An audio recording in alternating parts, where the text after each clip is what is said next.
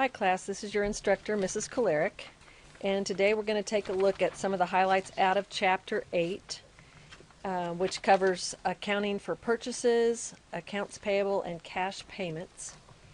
One thing you'll notice about Chapter 8 is we have a new section in our chart of accounts called the Cost of Goods Sold section, and this is where we keep track of the costs associated with the goods or the merchandise that we sell.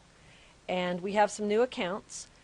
We have purchases, where we keep track of every purchase we make of merchandise that we're planning to put in our store and sell to our customers. Remember, we're a retail business. We also have an account for freight in, where we keep track of all the transportation charges to get the merchandise from the manufacturer to our store.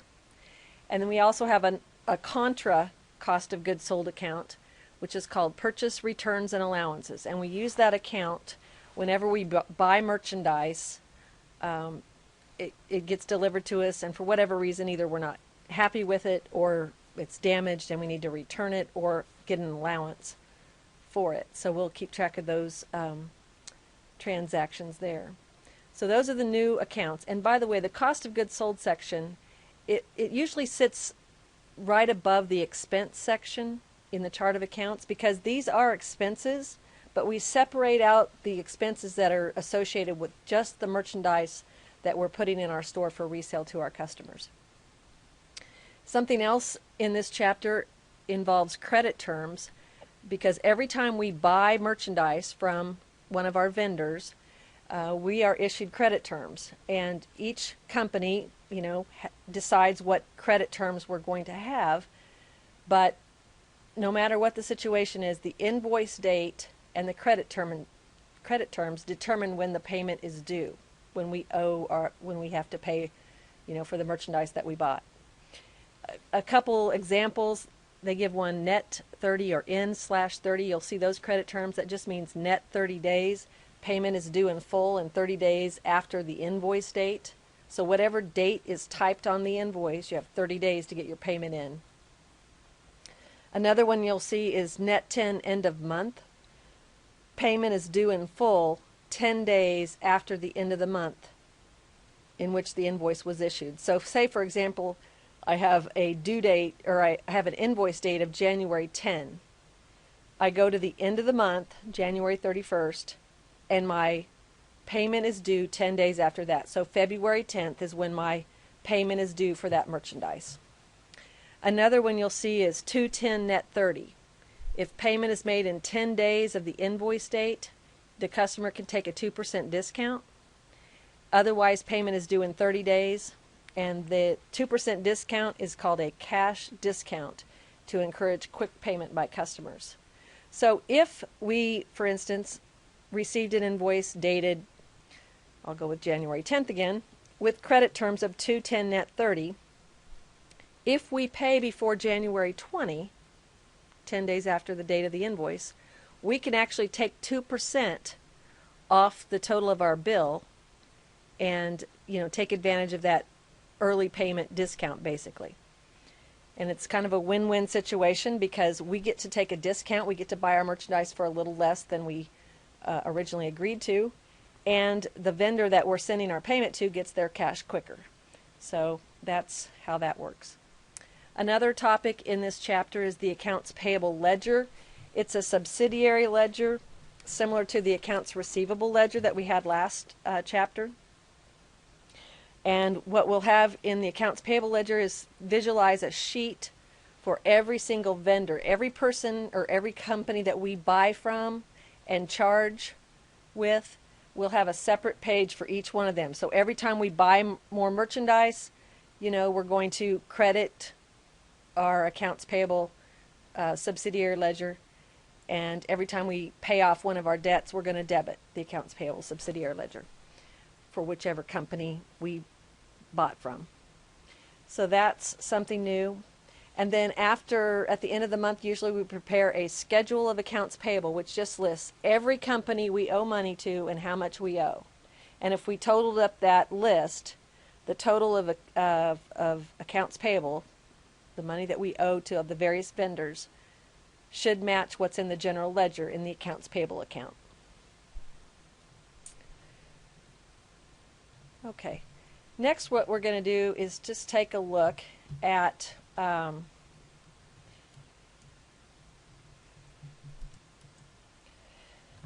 some transactions. And these are straight out of the Chapter 8 in your textbook. And I might have taken a few liberties with some dates and so forth. But basically, these are 5 different examples of the transactions that we have in Chapter 8. So we're going to look here.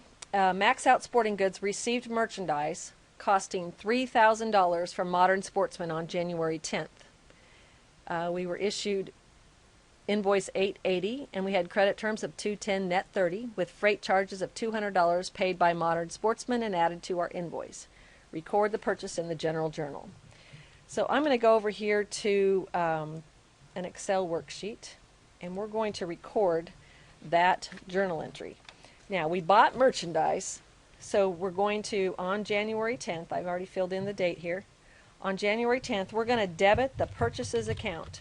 Every time we buy merchandise that we're going to put in our store to resell to our customers, we're going to debit the purchases account. That's where we're going to keep track of all that merchandise. All right? And I'm going to debit the account for the amount of the merchandise, which is $3,000.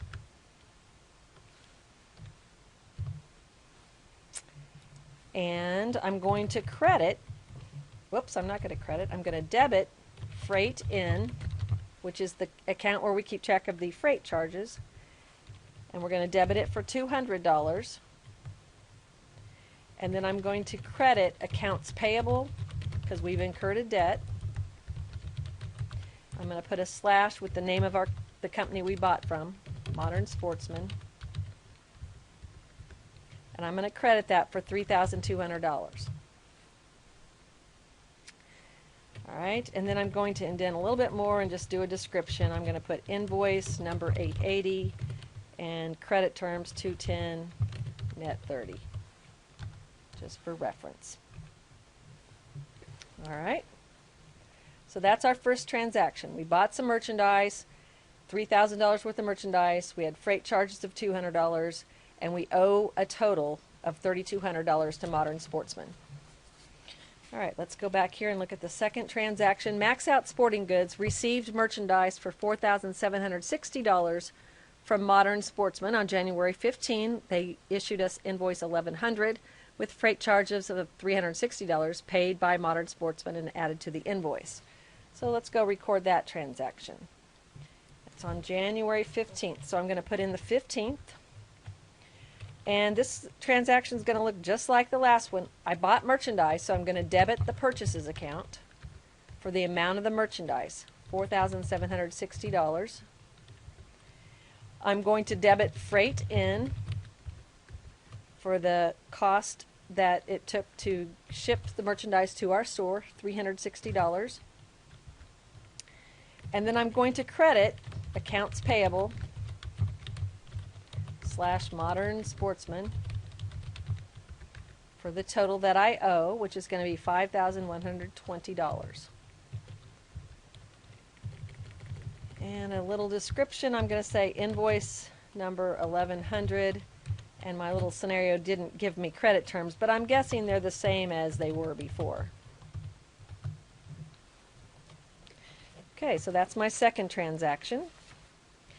Then I'm going to go over here and look at the third transaction. Max Out Sporting Goods paid the amount due for invoice 880 from Modern Sportsman after deducting the 2% discount on January 19th with check number 150. The amount due is $3,136. Okay, so if I look here, this invoice 880 is the one that I'm paying. I bought merchandise of $3,000. I owed freight of $200.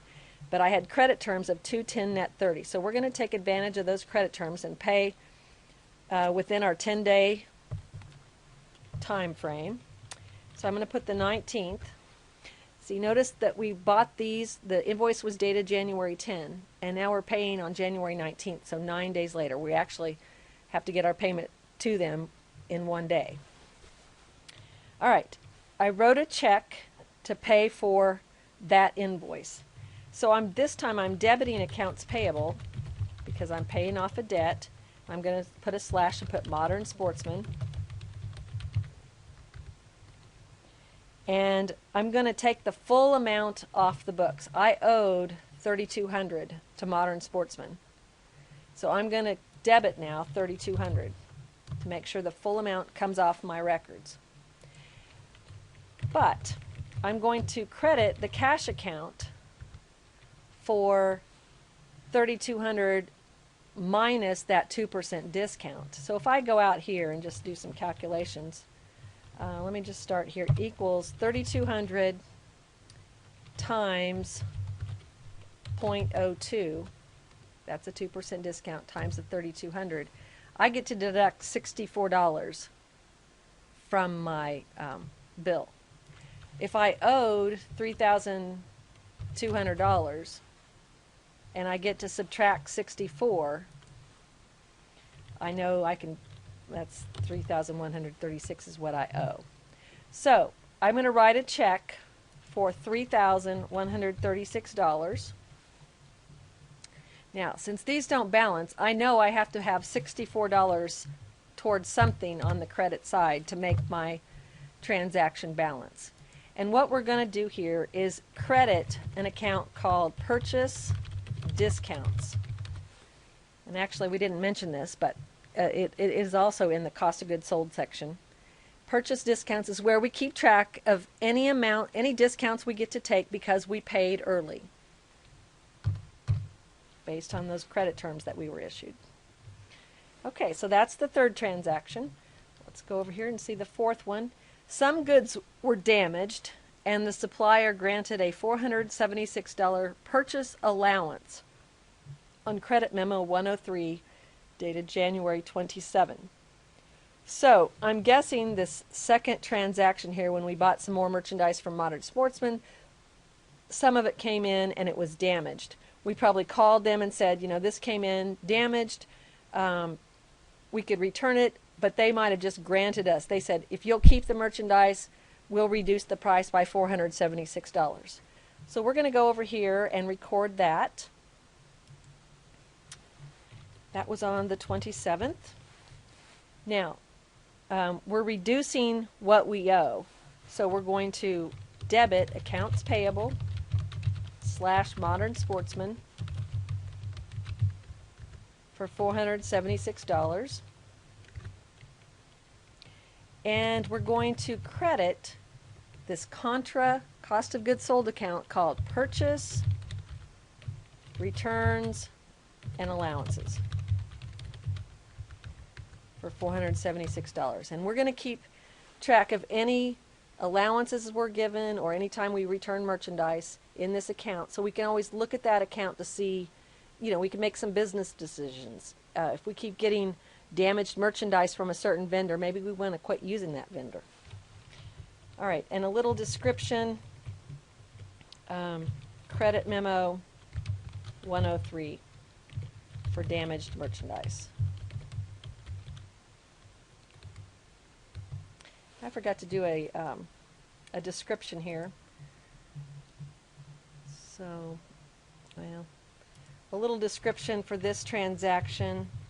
I can say check number 150. We wrote a check to pay on a bill.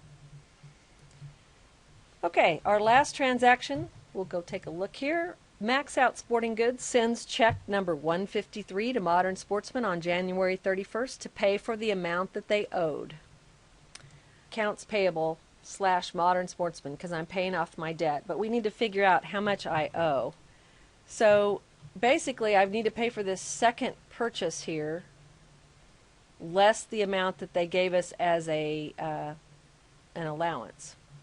So if I take $5,120 and subtract the $476 that they gave us an allowance, I'm just going to quickly put in a formula, I would owe $4,644 to Modern Sportsman. So I'm going to come over here and credit the cash account, 4644. I guess I need to fill this in. 4644. I'm paying off my bill to Modern Sportsman. And I can put a little description. I'm just going to put check number 153, the check that I used to write to pay off the bill to Modern Sportsman. So those are the transactions out of Chapter 8, and you can look in your textbook and see those examples as well.